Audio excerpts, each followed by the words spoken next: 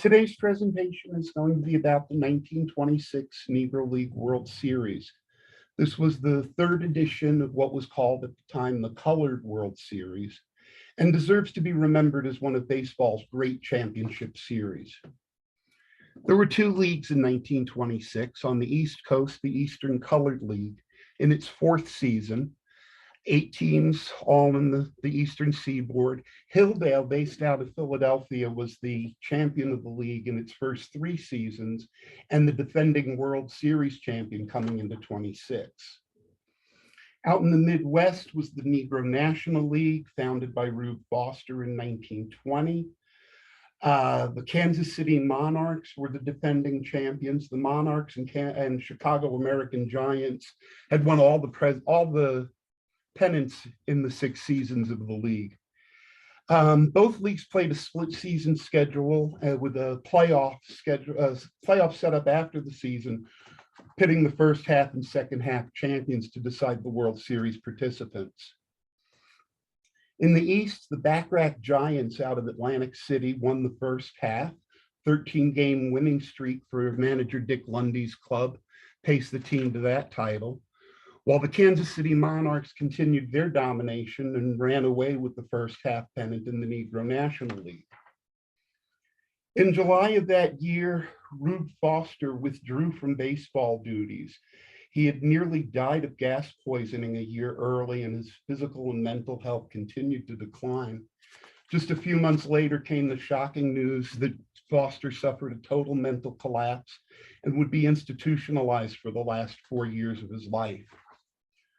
Foster's longtime third baseman Dave Malarcher took over as manager of the American Giants and rallied the team to the second half title, forcing a playoff with the Kansas City Monarchs for the pennant. While the Bacharach Giants in the ECL fought off some contenders to clinch the second half, and by winning both halves, didn't require a playoff and waited to see who they would face in the World Series. The Negro National League playoff between Kansas City and Chicago was a best 5 of 9 affair. The first 4 games were in Kansas City, and the Monarchs won all 3.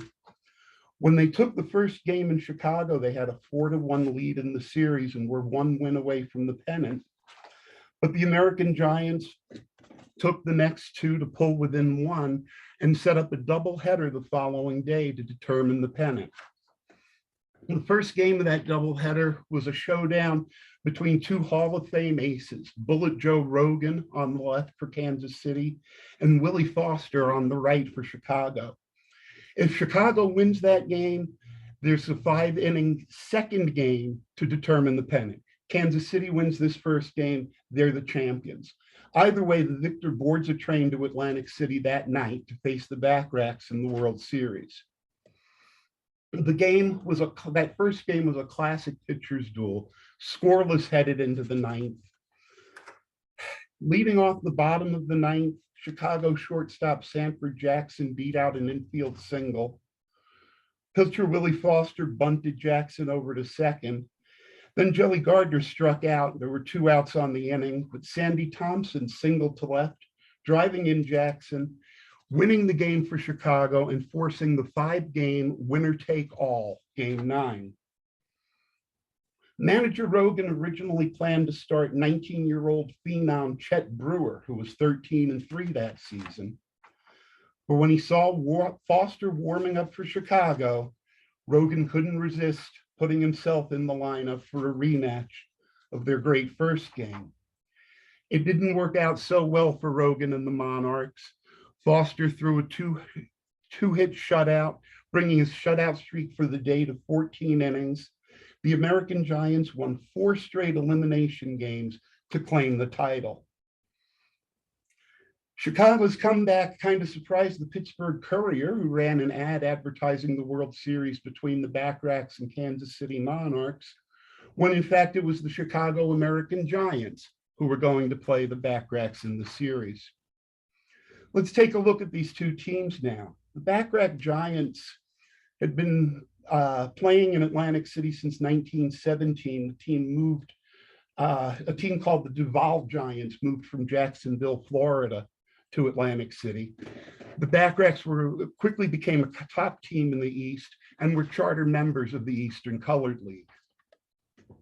In their typical lineup during the series, leading off first base, left fielder Ambrose Reed, speedy leadoff man, was a Bacharach regular for most of the 20s. 34-year-old Napoleon Chance Cummings, nicknamed Chance after a similarity to the Cubs' great first baseman Frank Chance, an original Bacharach in 1916, had played with the team in Jacksonville before moving to New Jersey.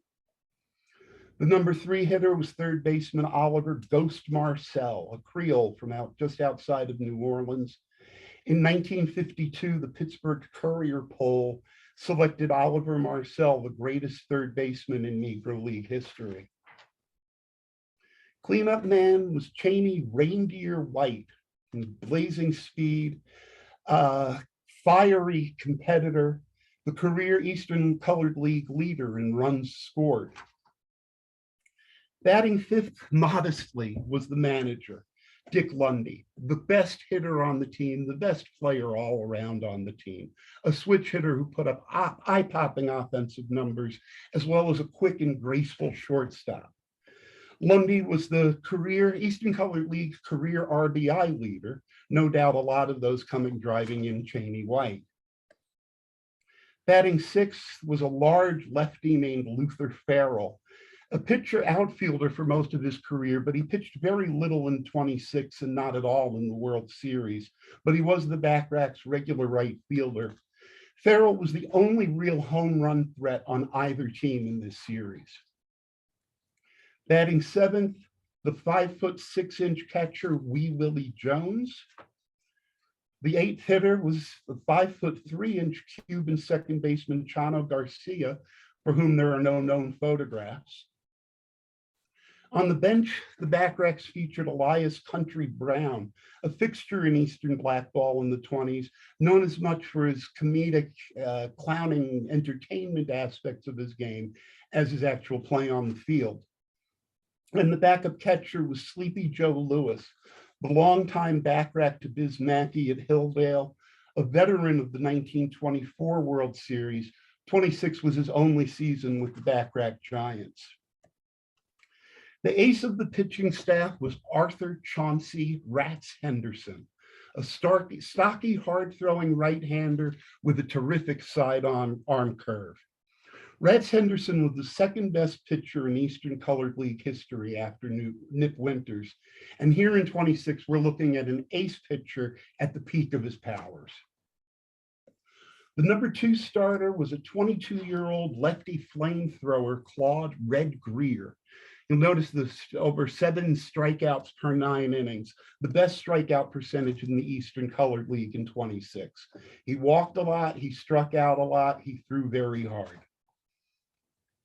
The number 3 starter was Hubert Lockhart, a college star at Talladega, solid starter with the Bacharachs for 6 years, later coached college baseball. Sidearm pitcher Alonzo Mitchell also played the outfield, where he put up some gaudy batting numbers in part-time service.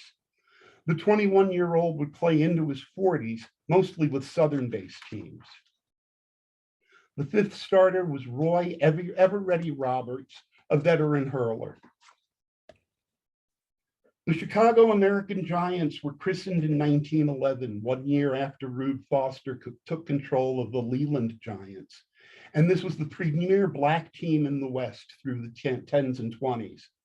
They won the first 3 Negro National League pennants, but as I said, this will be their first appearance in the Negro World Series. The leadoff hitter, Floyd Jelly Gardner, was the American Giants' leadoff man for a decade. Punch hitter, drew a lot of walks, fast, smart, and aggressive. Defensively, an outstanding outfielder. The defensive metrics at the Scene Heads database rank Jelly Gardner in the 99th percentile defensively of center fielders all time. The manager batted second, gentleman Dave Malarcher. He broke in 1916 with C.I. Taylor's Indianapolis ABCs, and like so many others, graduated to Rube's American Giants. became Rube's lieutenant and eventually his successor as manager. On the field, Malarcher was the classic #2 hitter. Texan James Sandy Thompson split the majority of his 12-year career between the American Giants and Birmingham Black Barons, provided a strong left-handed bat in the middle of the order. John Hines was a solid hitter who split his time between catcher and outfield. And if I could read something from James Riley's biographical encyclopedia, quote, while drinking with teammate James Bray, a fight erupted between the two, resulting in Bray being killed and Hines being sentenced to life imprisonment at the Illinois State Penitentiary at Joliet. I believe that would have happened in 1931, 5 years later. #5 hitter was the versatile George Sweat, who could play all three outfield positions, plus first, second, and third base. He'd been a regular with the Kansas City Monarchs in the 24 and 25 World Series, was traded to the American Giants for Cristobal Torriente before the 26 season, and would play for Chicago in the 26 and 27 series, making him one of two men who played in all four of the first incarnation of the Negro World Series. #6 hitter was first baseman Jim Brown, the American Giants' regular catcher the previous 6 years, making a late career transition to first. He was a switch hitter, well-versed in the small ball arts synonymous with the Chicago American Giants. Batting 7, Sanford Jackson, a fast but weak-hitting shortstop from New Orleans. And batting 8, second baseman Charlie Williams, another speedy but weak-hitting middle infielder. The American Giants used no bench players during the World Series, just these 8 regulars and their pitchers. Occasionally, a pitcher would pinch hit for another pitcher.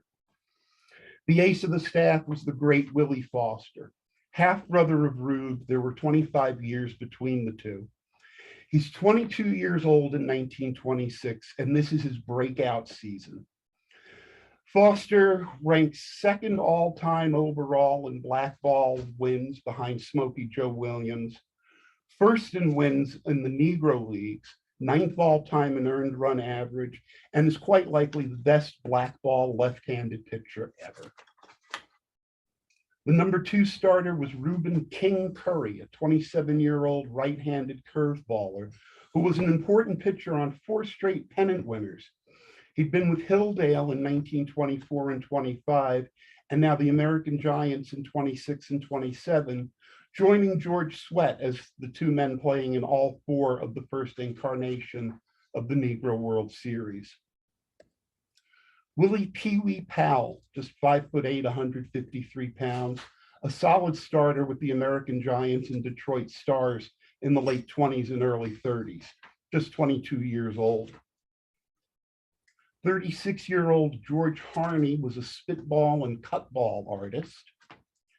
And Webster McDonald was a submarine pitcher known as 57 varieties for all of the different curves and spins and changes of velocity and variety of pitches he could throw. McDonald would later manage the Philadelphia Stars to a Negro National League pennant in 1934. Sam Crawford, 34 years old, had been an American Giant since 1913. He would play 1 game during the 26th season as an outfielder and pitch 1 inning in relief in the World Series. There's one more player, American Giant player, I want to mention who didn't appear in the series. Pythias Russ, 22 years old, was their regular catcher during the 26th season. And he's one of way too many tragic what-if stories in black ball history. If you go to Seam Heads and run the similarity scores for Pythias Russ, identifying the major league players statistically most similar, you get the names Buster Posey, Archie Vaughn, Hannes Wagner, Joe Cronin, and Derek Jeter.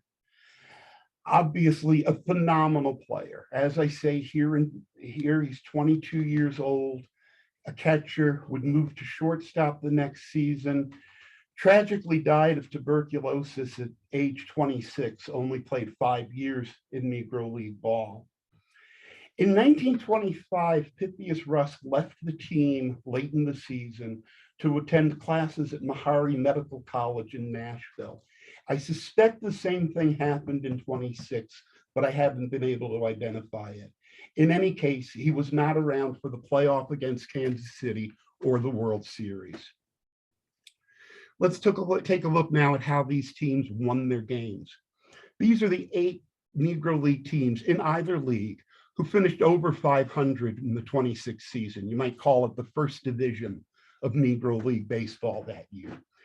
And they're ranked here by runs scored per game. And you see the American Giants right at the bottom and the Bacharachs barely above them. But in runs against per game, Chicago clearly the best pitching staff in black ball, and the Bacharachs thoroughly up amongst the leaders. 1926 was in the middle of the Ruthian Revolution that dramatically changed baseball, but for a revolution, it took place gradually, pretty much on a team-by-team basis.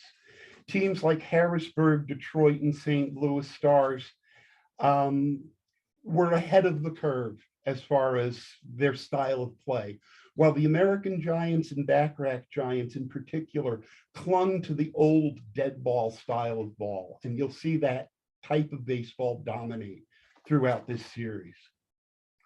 With all that context behind us, let's proceed with the 1926 Negro League World Series. Series opened in Atlantic City, game 1 on a Friday afternoon at Bacharach Park. Rube Curry pitching for Chicago, the ace Rats Henderson on the mound for the Bacharachs. I'd like to think of the brand of baseball played in this series as the opposite of 3 true outcomes. In the first run of the series scored in the top of the second in an inning that featured an infield single, a stolen base, a bunt, a couple of errors, and a runner thrown out at the plate. In this first game alone, there was 1 bunt single, 6 sacrifice bunts, plus 1 batter safe on an error bunting, 1 stolen base, 1 caught stealing, 2 runners picked off second, and a third safe on an error, and 4 runners thrown out at the plate. And as I say, this is the style of baseball we'll see throughout this World Series. With the American Giants leading 3-2 in the home 7th, Luther Farrell tied the game with a home run to right. It would be the only homer hit in the series by either club. The key moment in the game occurred in the last of the 8th, with the score knotted at 3. A single, hit batsman, and bunt put runners on second and third with 2 outs and Dick Lundy at the plate. Rube Curry intentionally walked Lundy to load the bases. Home run hero Luther Farrell stepped up to hit. Manager Malarcher called staff ace Willie Foster out of the bullpen to pitch to the left-handed hitting Farrell, and Foster struck out Farrell to end the Bacharachs' threat. The game would be called after 9 innings due to darkness, a 3-3 tie. Saturday, game 2 in Atlantic City, an interesting pitching matchup. 36-year-old spitball cutball artist George Harney against 22-year-old flamethrower Claude Red Greer. And Greer was roughed up for 7 runs in the second. The big hit for Chicago was a bases-loaded triple by catcher John Hines. But the Bacharachs came back, scoring 2 in the 3rd and 2 more in the 6th to pull within 2. Still batting in the 6th, they had the bases loaded with just 1 out. Ambrose Reed is the batter. Reliever Webster McDonald recently entered the game for Chicago. Reed singled to right. Willie Jones scoring from 3rd. The lead cut to 7-6. Right fielder Jelly Gardner threw home to catcher Hines. Chano Garcia, who was headed home, retreated to 3rd, where he found teammate Hubert Lockhart. Lockhart returned to 2nd, where he was thrown out, Hines to Sanford Jackson. Garcia tried to score, and he was thrown out at the plate, Jackson to Hines. Ambrose Reed's bases-loaded single turned into an inning-ending 9-2, 6-2 double play, and Chicago still led by 1. Webster McDonald threw 3 more shutout innings to preserve Chicago's 7-6 win. After the 2 games in Atlantic City, the eastern portion of the World Series hit the road. Sunday baseball was still illegal in Pennsylvania in 1926, and Black teams at the time couldn't get any decent bookings in New York City. So the Sunday game went to Baltimore and Maryland Baseball Park, home of the Baltimore Black Sox. The surprise starters were 2 men who'd pitched the day before. Webster McDonald, who threw 3 2/3 innings of relief in game 2, and Claude Greer, who was roughed up for 7 earned in an inning and 2/3. To open the home first, Reed reached on Jackson's error, Cummings and Marcel singled, Malarcher aired on White's bunt, and Dick Lundy ripped a 2 RBI single to give the Bacharachs a 4-0 lead before an out had been recorded. The American Giants threatened in the 5th, loading the bases on an error and 2 walks, but Sandy Thompson grounded out to end the inning. Red Greer struck out Hines and Sweat to end the 6th. His pitching line threw 6, no hits, no runs, 5 walks, 6 strikeouts. We can only imagine what the pitch count was. Greer doubled in Atlantic City's 6-run 6th inning that featured Dick Lundy stealing home on the back end of a double steal. Sanford Jackson reached on an error in the 7th, and Jelly Gardner led off the 8th with a walk, but there were still no Chicago hits off Claude Greer. In the 9th, Sweat grounded out to short, Malarcher grounded out to 3rd, and Jackson grounded out to 2nd to complete the no-hitter. 30 years before Don Larson's famous perfect game, Claude Red Greer throws the first World Series no-hitter. He walked 6 and struck out 8. Greer and Chance Cummings each had 3 hits for the Bacharachs. 2,859 were in attendance to watch history. Monday, the series moved to the Baker Bowl in Philadelphia, home of the Phillies. And this game 4 would be the much anticipated meeting of staff aces Willie Foster and Rats Henderson. The American Giants jumped out to a 3-0 lead. George Sweat drove in 1 run with a single in the 1st and scored another after doubling in the 4th.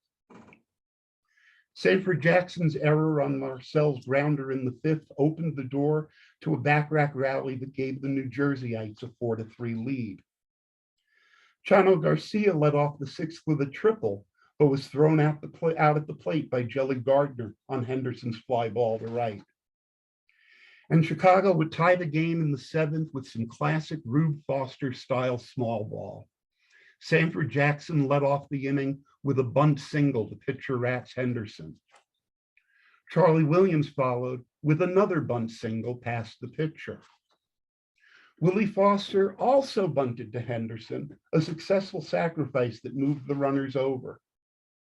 Jackson then scored the tying run on a passed ball by catcher Willie Jones. And the game would be called due to darkness after 9 innings, the second tie of the series. All 4 runs charged to Willie Foster were unearned. The series was supposed to move west after 4 games, but they decided they would stay in the East to replay the 2 ties. So Tuesday, they were back at the Baker Bowl, Rube Curry against the Bacharachs' Alonzo Mitchell. Chicago scored 3 runs in the 1st without a hit, as 3 Bacharach infielders, Chance Cummings, Dick Lundy, and Chano Garcia, all committed errors. But the Bacharachs exploded for 6 runs on 7 hits and 2 errors in the 5th. The big blow was a triple by pitcher Alonzo Mitchell. Mitchell was also a star on the mound, holding Chicago to just 4 hits in a complete game win. Only 2 of the American Giants' 5 runs were earned. Lundy and Alonzo Mitchell each had 3 hits for the Bacharachs. On Wednesday, the teams returned to Atlantic City to play a makeup of the Game 1 tie. Another face-off between the spitballer and the flamethrower, Willie Powell and Claude Greer. For the second time in the series, Chicago started an inning with 2 bunt singles and a sacrifice. George Sweat followed with a 2 RBI single to tie the game in the 4th. But the Bacharach Giants tallied single runs in the 5th, 6th, 7th, and 8th to seal the victory. Bacharach's leadoff hitter Ambrose Reed had 4 hits, including a triple, scored twice, and drove in 2. Claude Greer took his series record to 2-1 with the complete game victory. And then there were 2 days off for the teams to travel to Chicago for the duration of the series. The Bacharachs lead the series now 3-1 plus the 2 ties. Chicago's Shoreline Park, home of the American Giants, would host the rest of the series. Game 7 on a Saturday sees Hubert Lockhart locking horns with Willie Foster.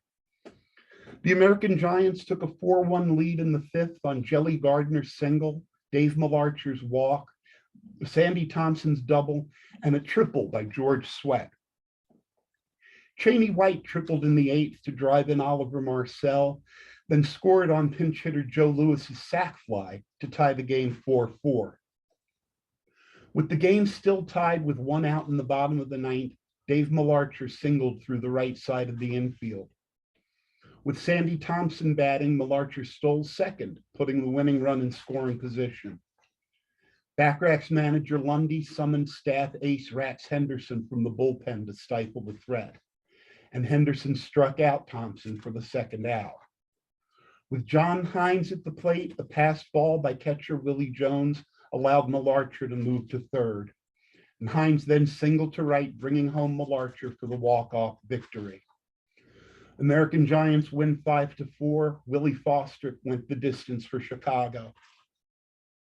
Sunday, game 8, back at Shoreline Park, Rats Henderson on the mound against George Harney. And the 2 starters, Henderson and Harney, were brilliant, each throwing shutouts through 7 innings. Jelly Gardner's 2-out bunt single in the 6th was the American Giants' first hit off Henderson. Atlantic City took the lead in the 8th when left fielder Sandy Thompson misplayed Cheney White's bases loaded single, allowing all 3 runners to score. And Rats Henderson threw a 3-hit shutout to earn the Bacharachs the win that, as the headline says there, put the Bacharachs 1 win away from the World Series title. Chicago will have to win 3 straight to deprive Atlantic City of the crown. Game 9 on Monday, Claude Greer against Rube Curry. American Giants jump out to a 3-0 lead. Shortstop Sanford Jackson hit an RBI triple in the 2nd and an RBI single in the 4th. He also scored a run. The bottom of the 6th was a bad inning for Bacharach's catcher Willie Jones. 1 run scored on his error on a play at the plate. Another scored on a back pass ball. 3 runs total in the inning, 6-0 Chicago. American Giants starter Rube Curry finished a 1-2-3 7th by striking out Cheney White looking. 3 Bacharach bench players, Roy Roberts, Joe Lewis, and Country Brown, were ejected for arguing the strike call.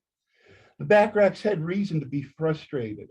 Curry's pitching line threw 7, 2 hits, no runs, no walks, 7 strikeouts. But the Bacharachs started the 8th with 4 straight hits and 3 runs, but the alley ended when right fielder John Hines threw Chano Garcia out at the plate.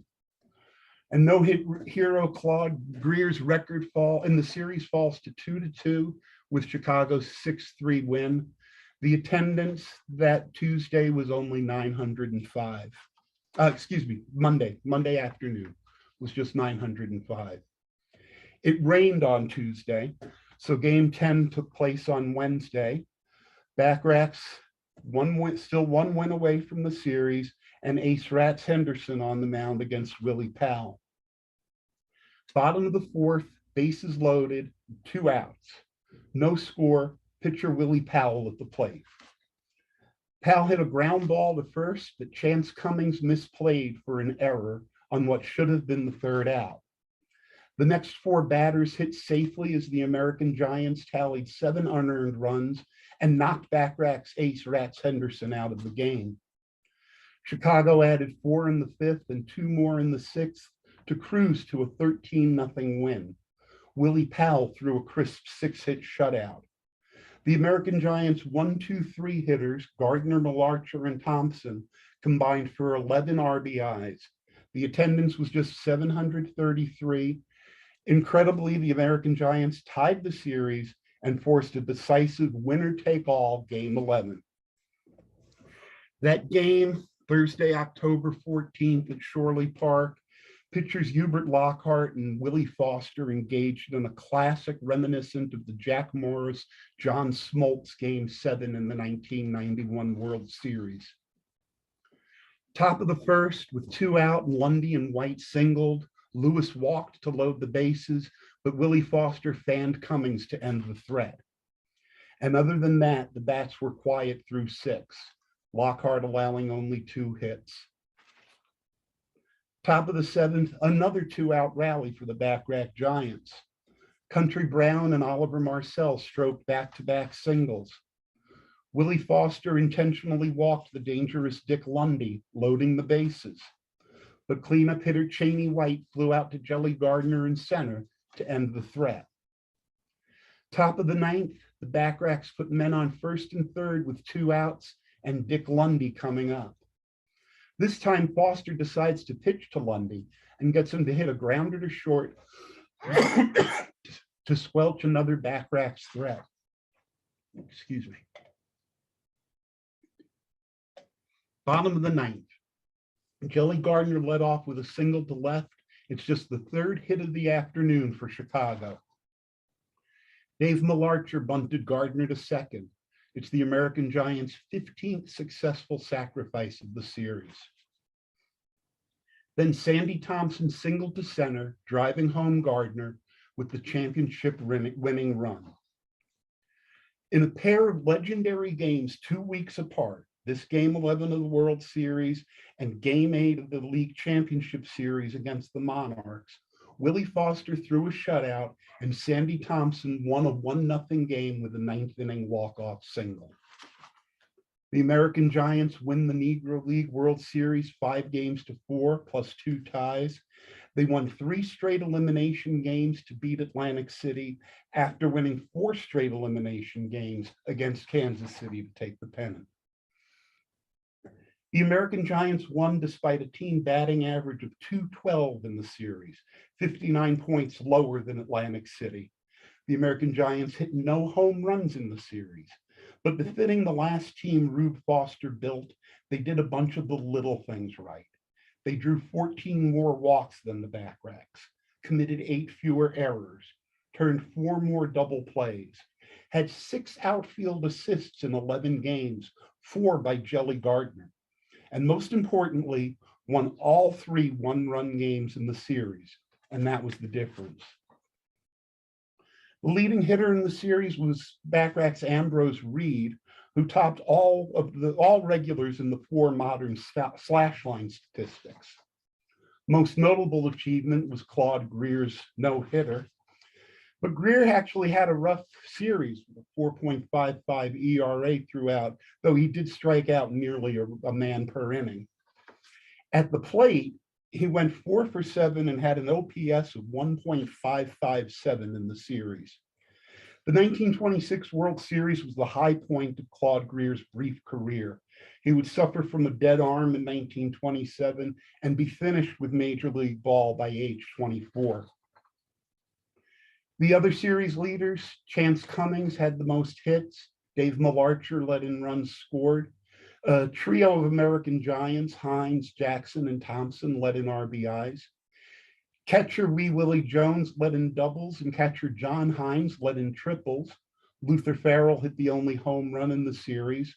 Malarcher and Lundy led in stolen bases. And Jelly Gardner, the American Giants leadoff man, walked 12 times in 11 games, which is something you like to see from the leadoff man. My choice for the MVP of the series is Willie Foster. Went 2-0 with a 1.27, started 3 games and a relief appearance. The Bacharachs hit .245 against Foster and .282 against the rest of the Chicago staff. Foster, of course, threw the epic Game 11 shutout to win the series. He also had that relief appearance in Game 1 where he got out of a jam and preserved a tie. If you combine that with the doubleheader shutout of Kansas City to win the pennant, Willie Foster joins Mathewson, Koufax, Gibson, and Bumgardner for the greatest postseason pitching performances of all time. The hard luck hero in the series was Hubert Lockhart, the man who dueled with Foster in Game 11. He went 0-2 in the series despite a 1.88 ERA and a batting average against of .205. Total attendance for the 11 games was 22,369, a little over 2,000 a game. The 2 weekday games in Chicago failed to draw 1,000 fans. In contrast, the 1926 Major League Baseball World Series between the Yankees and Cardinals averaged over double the total attendance of the Negro League Series. That's average per game. And perhaps that helps explain this discrepancy. These are the 15 participants in that 26th Major League World Series who are enshrined in the Hall of Fame in Cooperstown. And admittedly, you have some of the greatest names in the game's history, Ruth and Gehrig and Hornsby and Alexander. But you also have a bunch of other names that seem a little less than immortal. And here's the list of Hall of Famers from the 1926 Negro League World Series. Willie Foster. And somebody please explain to me why Chick Hafey, and Jesse Haynes, and Earl Combs, and Herb Pennock are Hall of Famers, but Dick Lundy isn't. Among my sources for this presentation, James Overmeyer's History of the Bacharach Giants, Neil Langto's History of the Hilldale Club, 2 invaluable reference works, Clark and Lester's Negro League book and Jim Riley's biographical encyclopedia. The statistics came from the database at seamheads.com, the clippings from my invaluable subscription to newspapers.com, and the World Series play-by-plays can be found at retrosheet.org.